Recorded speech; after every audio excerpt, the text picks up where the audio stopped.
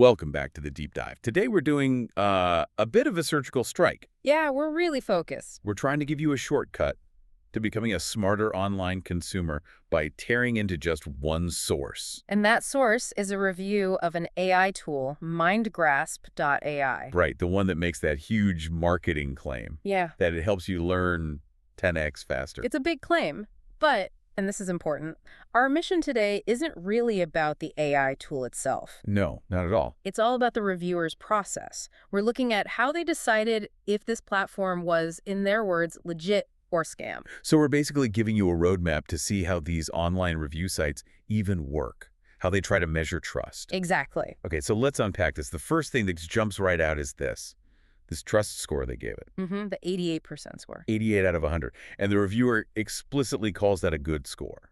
You see that and you think, okay, case closed, right? You would think so. And what's really fascinating is how they got to that number. It wasn't just a feeling. They said their conclusion was based on checking 40 different distinct elements. 40. Wow. Okay, so this must have been a pretty deep analysis then.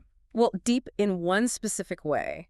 They were looking for, quantifiable proof that the site was real and stable. So what were these 40 things? Was it user reviews or success stories? Not at all. And this is the critical distinction. They were checking operational legitimacy, not content legitimacy. Meaning they were looking at the website's hosting, the underlying tech, the location of the company, its popularity ranking, things like that. Wait, hold on. Popularity ranking is a measure of legitimacy. According to this methodology, yes. So they're checking the wires and the plumbing, but not whether the water is actually good to drink. That's a perfect analogy. They confirmed the site is real, it's technically solid, it's operational. But they didn't and couldn't verify the actual marketing claim. They couldn't verify the learn 10x faster part at all. And this is where the whole thing just it snaps, because you have this really solid, data-driven 88% good score. Right, based on those 40 checks. And then the final conclusion of the entire review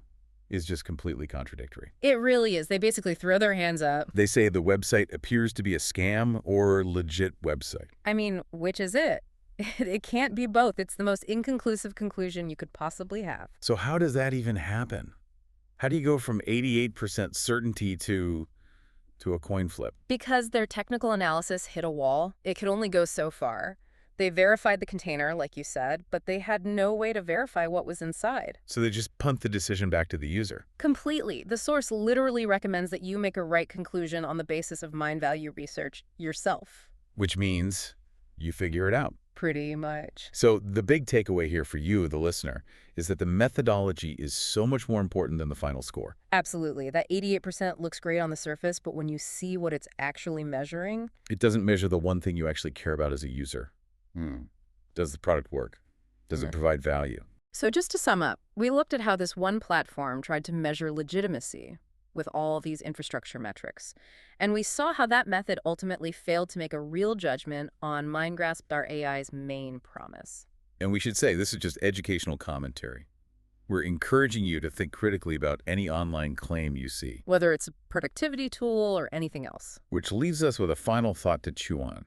If a system can analyze 40 technical points and give a site an 88% score but still can't tell you if it's legit, what's the missing piece? What's that human element, that factor beyond just hosting and popularity that actually defines real value? That's the question the algorithm couldn't answer.